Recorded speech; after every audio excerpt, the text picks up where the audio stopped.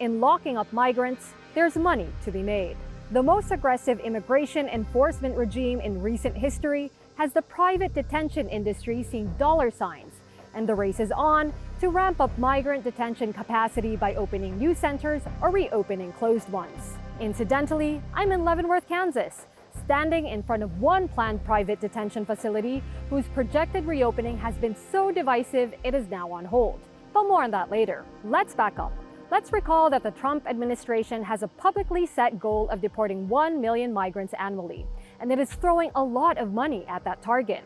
Remember the so-called Big Beautiful Bill? A whopping $170 billion is earmarked for the government's immigration agenda, with $75 billion of that set aside for ICE over 4 years, the Immigration and Customs Enforcement Agency.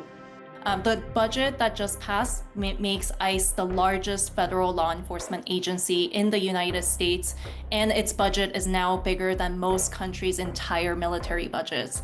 And in particular, $45 billion have been earmarked to massively expand detention at all levels using prisons, jails, as well as military bases so that they can detain over 100,000 people on any given day.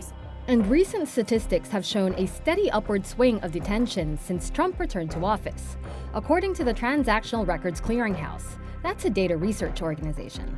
And there are clear winners from this trend, because so much of the immigration detention process is a business. In the United States, we currently have the largest immigrant detention system in the world. We're detaining around 60,000 people per day, held in facilities per day in, we don't know now, but over 200 facilities all around the country. And a lot of this work of detention has been outsourced. People in the US hear a lot about big prison corporations such as CoreCivic and Geo Group, and certainly these are at the center of this billion-dollar industry.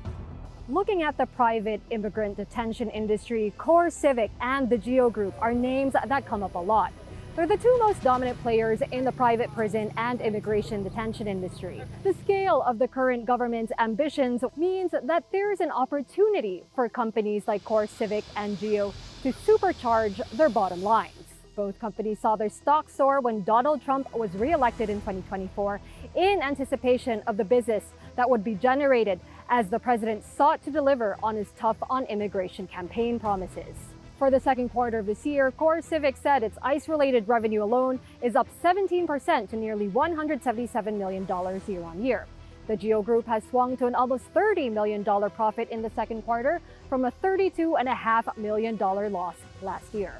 And in case you're wondering how it works, how that money is made, there are a few ways. We already heard the word outsource in the course of all this, so you already know that the government agencies like ICE pay private firms like CoreCivic and the Geo Group to operate facilities for them. And the contracts are often on a per bed, per day basis. So each occupied bed has a fixed price, but the actual rate varies widely from facility to facility.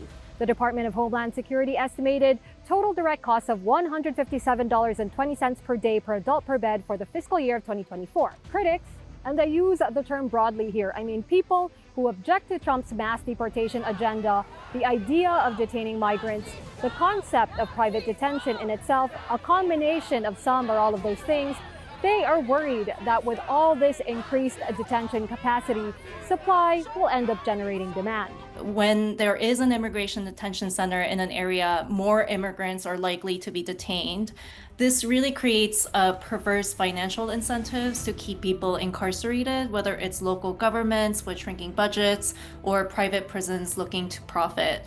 And of course, these detention centers are rife with systemic abuse across the country, whether it's lack of food, medical neglect, retaliation, and lack of necessities. And there is one very specific criticism among opponents of private detention for migrants. It's the moral questionability of optimizing costs to the detriment of the detainees. After all, the companies in the business of supplying, say, food to the inmates don't have the inmates themselves as clients. It's the detention center operators to whom they answer. and those operators would be interested in low prices. So the food contracts are run on the basis of providing the minimum amount of food to meet particular national standards around diet. There's an awful lot of discretion and wiggle room in those requirements for food contracts, which ultimately means that detainees are often, if not always, chronically hungry. So when we look at inspection reports, whether those inspection reports are by the government or by independent organizations, a recurrent, repeated, year-on-year complaint by people who are detained is that they are hungry. We did reach out to CoreCivic and Geo for comment.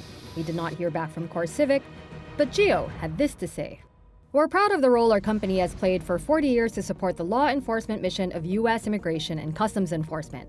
Over the last 4 decades, our innovative support service solutions have helped the federal government implement the policies of 7 different presidential administrations. They went on to say that their services are monitored for strict compliance with ICE detention standards.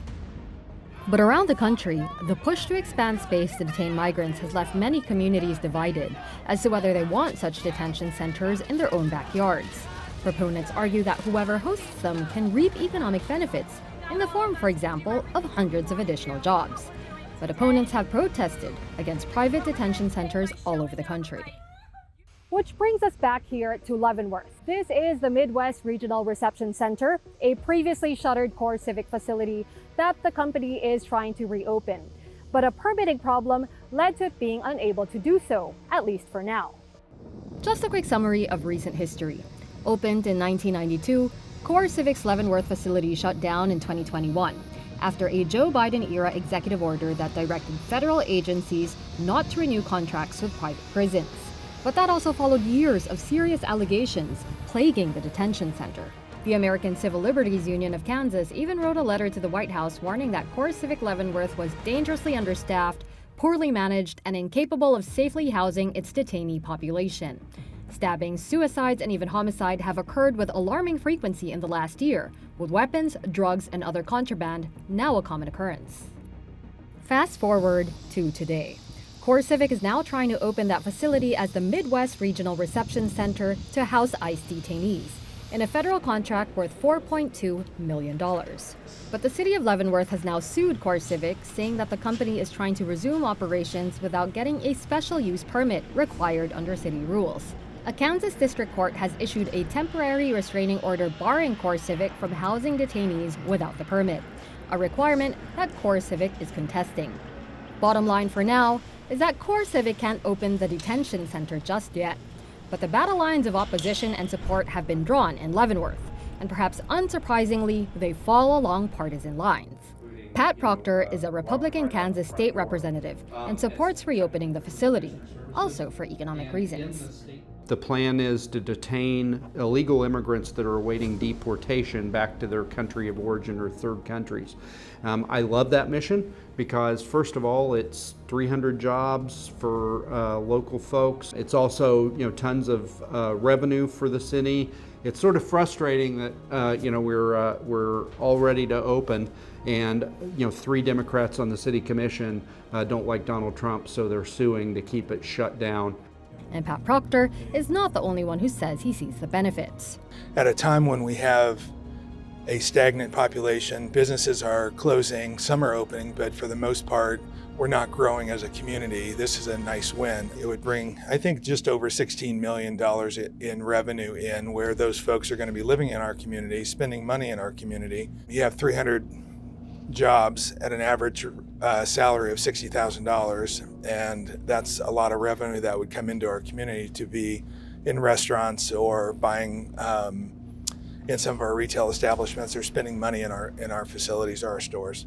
But Mike Trapp with a CoreCivic opposition group says that especially the job creation argument does not fly. He organizes protests against the facility's reopening. What Leavenworth should be doing is diversifying our economy so that because we already have lots of corrections jobs that we can't fill. Putting a lot of economic impetus on a short-term economic agenda doesn't make sense. We can also look at, CoreCivic was open for 27 years and we were not an economic utopia. Property taxes didn't go down. We saw that didn't really have a big impact one way or the other. And when if they reopen, it's not going to have a big impact one way or the other. A nationwide argument is ongoing. One that is not just about economic benefits and opportunity costs, but about the social price of profiting from migrant detention, especially when ramped up to an unprecedented scale. As we have said throughout, this new era of immigration enforcement is advancing the business of bringing migrants into detention centers, perhaps like never before. What happens inside those walls is harder to see. As the contracts keep coming in, few communities will remain untouched by the costs, and the division over whether it is worth bearing them is likely to remain too.